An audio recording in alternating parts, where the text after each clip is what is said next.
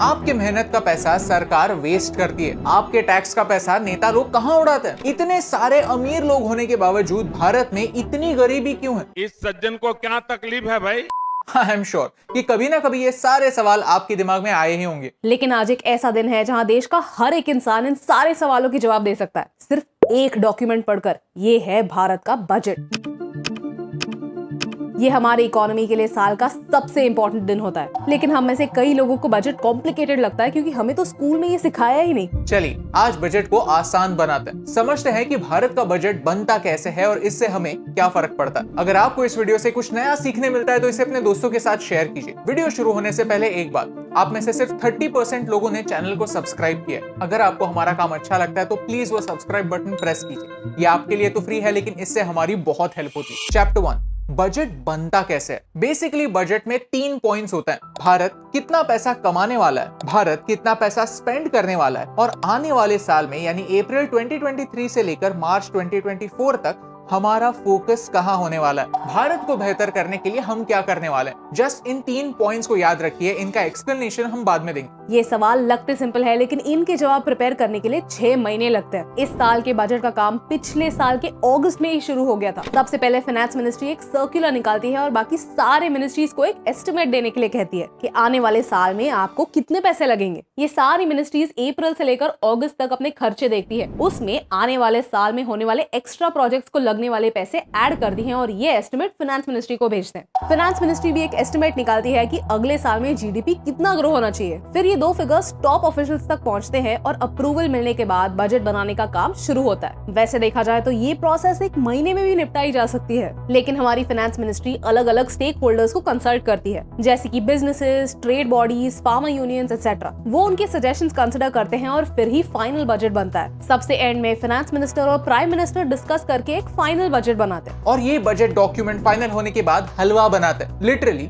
हलवा बनाते हैं। ये हलवा फाइनेंस मिनिस्ट्री के अलग अलग मेंबर्स में डिस्ट्रीब्यूट होता है। ये डॉक्यूमेंट 1 फरवरी को पार्लियामेंट में प्रेजेंट होता है और उससे पहले कॉन्फिडेंशियल होता है। सोचिए, अगर पूरा देश अपना पैसा कैसे स्पेंड करने वाला है ये खबर मार्केट में फैल गई तो मार्केट में लोग उन्हीं एरियाज में इन्वेस्ट करेंगे जहां प्रॉफिट के चांसेस ज्यादा हैं। मार्केट में ये इन्फॉर्मेशन लीक होना देश के लिए डेंजरस हो सकता है। इसीलिए जिन लोगों ने बजट पे काम किया है उस बजट डिपार्टमेंट को लॉक किया जाता है और एक बार बजट प्रेजेंट हो जाए फिर ही उन्हें बाहर निकलने की परमिशन मिलती है। चैप्टर 2, बजट प्रेजेंट कैसे होता है। हर साल 1 फरवरी को बजट पार्लियामेंट में प्रेजेंट होता है, लेकिन उससे एक दिन पहले भारत की इकोनॉमी में हो क्या रहा है, पिछले साल भारत की इकोनॉमी ने कैसे परफॉर्म किया, ये बातें इकोनॉमिक सर्वे में लोगों के सामने रखी जाती हैं। यहाँ पिछले साल इन्फ्लेशन कितना हुआ, फॉरेन ट्रेड के फिगर्स क्या थे, हमने कितना लोन लिया, ये बातें लोगों को बताई जाती है। ये इकोनॉमिक सर्वे आप यहाँ एक्सेस कर सकते हैं। 1 फरवरी को हमारी फाइनेंस मिनिस्टर पार्लियामेंट में बजट प्रेजेंट करती हैं। इस बजट के 2 पार्ट्स होते हैं। पहला पार्ट होता है बजट स्पीच और अनाउंसमेंट्स, और दूसरा पार्ट होता है अकाउंट्स। अनाउंसमेंट्स में भारत का रोड मैप अनाउंस होता है। ये एक जनरल डायरेक्शन होती है जिस डायरेक्शन में भारत की पॉलिसी बनेगी। 2 टाइप के अनाउंसमेंट होते हैं, एक होते हैं जनरल और दूसरे होते हैं स्पेसिफिक।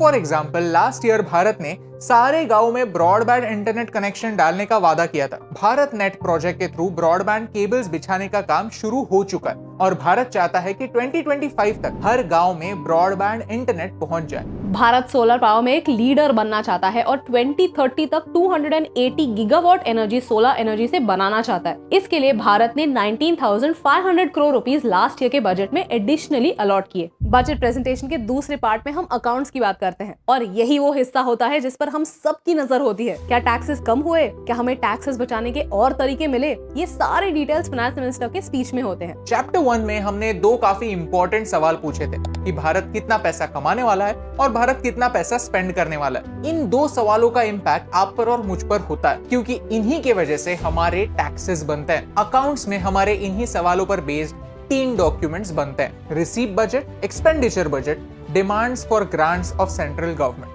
इन पॉइंट्स को समझने से पहले एक कॉन्सेप्ट क्विकली क्लियर कर लेते हैं कि कैपिटल और रेवेन्यू में डिफरेंस क्या है। अगर आपने कॉलेज में अकाउंट्स पढ़ा नहीं होगा तो शायद आपको ये टर्म्स सुनने में डिफिकल्ट लगते होंगे, लेकिन एग्जांपल्स के थ्रू समझेंगे तो एक्चुअली ये टर्म्स काफी सिंपल है। कैपिटल यानी वन टाइम, फिर वो कैपिटल एक्सपेंस होगा तो वन टाइम होने वाला एक्सपेंस, या कैपिटल रिसीट होगा तो वन टाइम होने वाला रिसीट। सपोज मुंबई में एक नया एयरपोर्ट बन रहा है तो एयरपोर्ट बनाने के लिए होने वाला खर्चा एक ही बार होगा, राइट? तो वो कैपिटल एक्सपेंस है।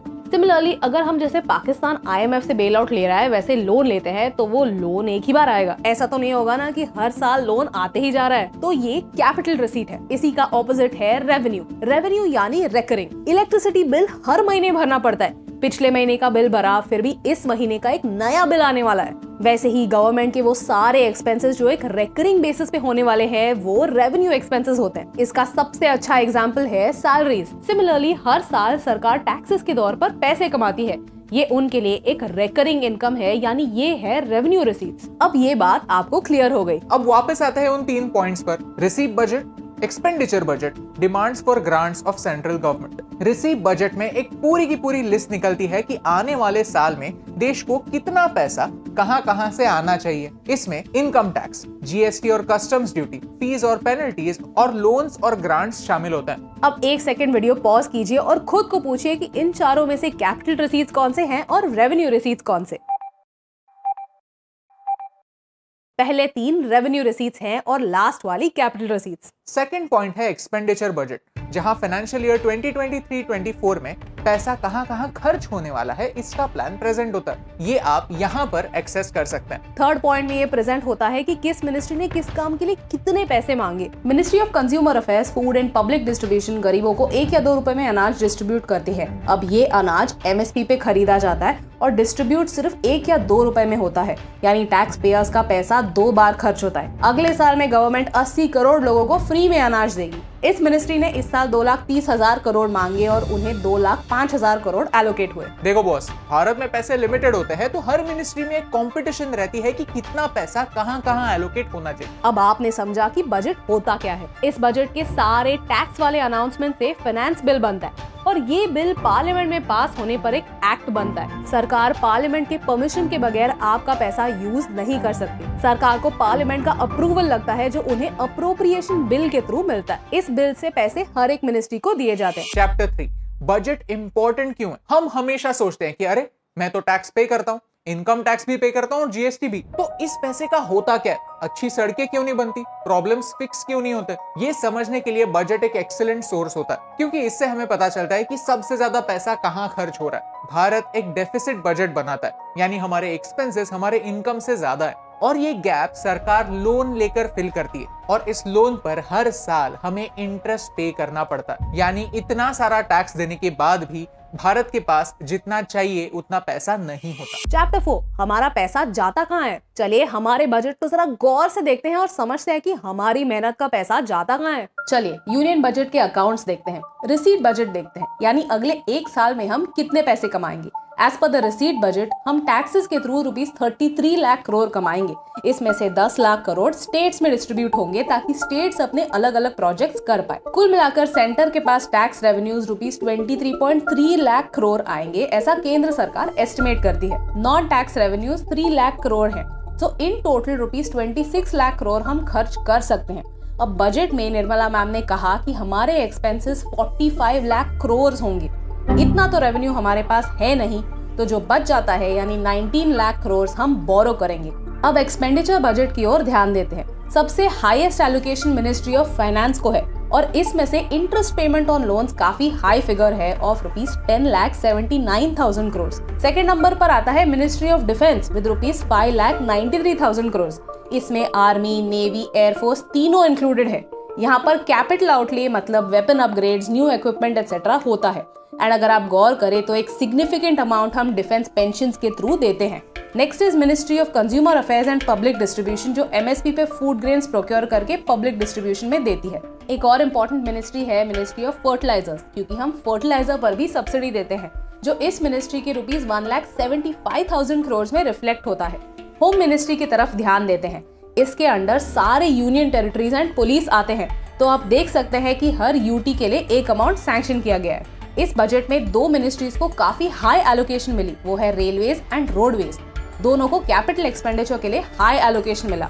One good thing about this budget is कि हमारा कैपिटल एक्सपेंडिचर बहुत बड़ा है। जब हम इंफ्रास्ट्रक्चर के ऊपर खर्चा करते हैं तो उसके रिटर्न्स हमें ज्यादा मिलते हैं and over a longer period मिलते हैं। एक्सपर्ट्स मानते हैं कि हर ₹1 खर्चा करने पर हमें 2.5 रुपीज रिटर्न्स मिलते हैं। दैट्स वाई अगर हमें देश को आगे बढ़ाना है तो हमें कैपिटल एक्सपेंडिचर ज्यादा करना होगा और रेवेन्यू एक्सपेंडिचर जितना हो सके उतना कम करना होगा। Chapter 5 conclusion. भारत का मेन प्रॉब्लम यही है कि भारत का टैक्स पेइंग बेस काफी छोटा है। जब बात टैक्स पे करने की होती है तो भारत दुनिया में 116th रैंक करता है। भारत के सिर्फ 2% लोग टैक्स पे करते हैं। ये नंबर चाइना में 15% और अमेरिका में 80% है। यही रीजन है कि ये देश फास्ट तरक्की कर सकते हैं। यानी कमाने वाले हाथ बहुत कम है और खाने वाले मुंह बहुत ज्यादा। एज अ रिजल्ट हमें लोन लेना पड़ता है। ये लोन हम कहाँ से लेते हैं, इसकी पॉजिटिव और नेगेटिव पॉइंट्स क्या है, ये हम किसी और वीडियो में समझेंगे। अगर आपको इस वीडियो से वैल्यू मिली, कुछ नया सीखने मिला, तो इस वीडियो को शेयर कीजिए, क्योंकि बजट समझने से हमें ये पता चलता है कि देश कैसे चलता है। एक डेमोक्रेसी हेल्दी डेमोक्रेसी तभी कहलाती है जब आप और मुझ जैसे आम लोग बजट जैसे चीजों को खास अटेंशन देते हैं, डेटा और फाइनेंस को समझते हैं और फिर सरकार से सही सवाल पूछते हैं कि बॉस मैंने तो आपको पैसा दिया, अब वो सही जगह लगाओ। और यही इंपॉर्टेंट रिमाइंडर आप तक पहुंचाने से मुझे फर्क पड़ता है। हे दोस्तों, thank you so much for watching this video to the end. अगर आपको ये वीडियो अच्छा लगा तो वो लाइक बटन प्रेस कीजिए। हम आपके लिए पॉलिसीज को सिंप्लीफाई करना चाहते हैं। आप और कौन से वीडियोस देखना चाहते हैं हमें कमेंट्स में बताइए। क्या आपने सोचा है कि भारत में एक प्रेसिडेंट का क्या काम होता है? जानने के लिए इस वीडियो को देखिए। हम पाकिस्तान के बारे में एक बहुत ही अच्छी और इन डिटेल सीरीज बना रहे हैं कॉल्ड पाकिस्तान एक्सप्लेन, जो आप यहाँ पर देख सकते हैं। Thank you so much for watching, क्योंकि आपके सपोर्ट से हमें फर्क पड़ता है।